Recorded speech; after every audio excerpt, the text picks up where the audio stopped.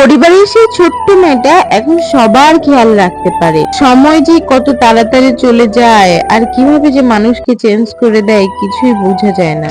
মাঝে মাঝে নিজেকে দেখে অনেক অবাক লাগে। মনে হয় এই তো কিছুদিন আগে আম্মুর কাছে বায়না ধরতাম, আম্মু এটা খাবো ওটা খাবো, এটা বানিয়ে দাও ওটা বানিয়ে দাও। কিন্তু এখন আমার কাছে অন্য কেউ বায়না ধরে, কি আজব বিষয়টা না?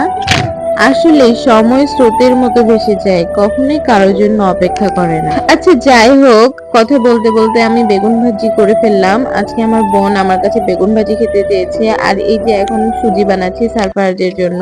সত্যি কথা বলতে এখন অন্যরা যে জিনিসটা খেতে পছন্দ করে বা যে জিনিসটা করতে পছন্দ করে, কেন যেন আমারও সেই জিনিসটাই ভালো লাগে।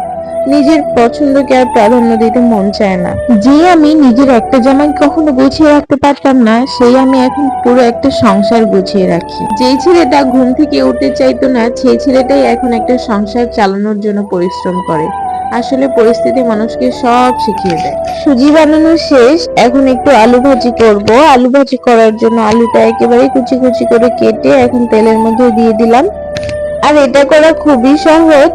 আলুটা কুচি কুচি করে দেওয়ার পর শুধু একটু লবণ হলুদ দিতে হবে, আর তেল দিয়ে নাড়াচাড়া করে নিলে আলু ভাজিটা কমপ্লিট হয়ে যাবে।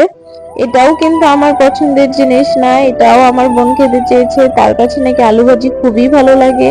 মাঝে মাঝে ভাবি সময় মানুষকে কত পরিবর্তন করে দেয়, তাই না? সময়ের সাথে সাথে মানুষের অভ্যাসগুলো চেঞ্জ হয়ে যায়, মানুষের চাহিদাগুলো পরিবর্তন হয়ে যায়।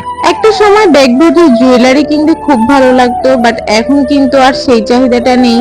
এখন ঘরের ফার্নিচার, ঘরের সৌন্দর্য বর্ধনের জন্য যে জিনিসটাই প্রয়োজন এইটাই কিনতে ভালো লাগে। মানুষ পরিবর্তনশীল, আর এভাবে একদিন আমরা শেষ হয়ে যাব। কথা বলতে বলতে আমার আলু ভাজিটা রান্না করা একেবারেই শেষ। তো আজকের ভিডিওটা এই পর্যন্তই। ভালো থাকবেন, সুস্থ থাকবেন, আর আমার জন্য অনেক অনেক দোয়া করবেন।